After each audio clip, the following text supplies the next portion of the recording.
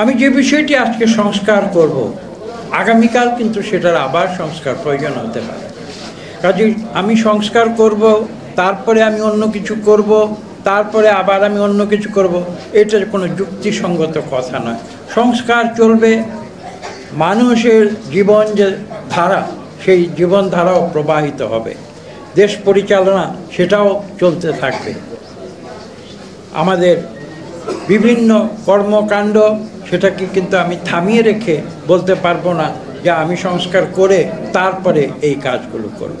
এবং এটা বুঝতে হবে, আমরা যারা সংস্কারের সঙ্গে জড়িত রয়েছি, যাদের আমাদেরকে অনেককে দায়িত্ব দেওয়া হয়েছে, সেই কাজগুলো আমরা করেছি, কিন্তু পাশাপাশি আমরা একথা বলেছি যে সংস্কার চলবে এবং একটি দেশ যে পরিচালনার যে কর্মকাণ্ড, সেই কর্মকাণ্ডগুলিও কিন্তু চলতে থাকতে হবে।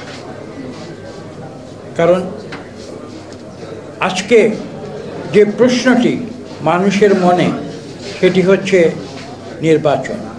আজকে যে অন্তর্বর্তীকালীন যে সরকার, তাকে তো বাংলাদেশের মানুষই স্বাগত জানিয়ে এখানে এই দায়িত্ব দিয়েছে। আজকে সেই সরকারকে উপলব্ধি করতে হবে, শব্দ বলেছেন আবেগ, কোন মহা আবেগের ফলশ্রুতিতে আজকে এখানে এই অন্তর্বর্তীকালীন সরকারকে আনা হয়েছে, সেটা শুধু আমাদের আবেগে বুঝলে হবে না। যাদেরকে আনা হয়েছে তাদের সেই আবেগ থাকতে হবে, তাদেরকে উপলব্ধি করতে হবে কি গুরুদায়িত্ব আজকে তাদের উপরে অর্পণ করা হয়েছে। কত বড় আস্থা বাংলাদেশের 18 কোটি মানুষ, 18 জন মানুষের উপরে দিয়েছে, তাদেরকে উপলব্ধি করতে হবে। এবং তাদেরকে উপলব্ধি করে আমি যেটা বিশ্বাস করি, তাদেরকে ডেলিভারি করতে হবে।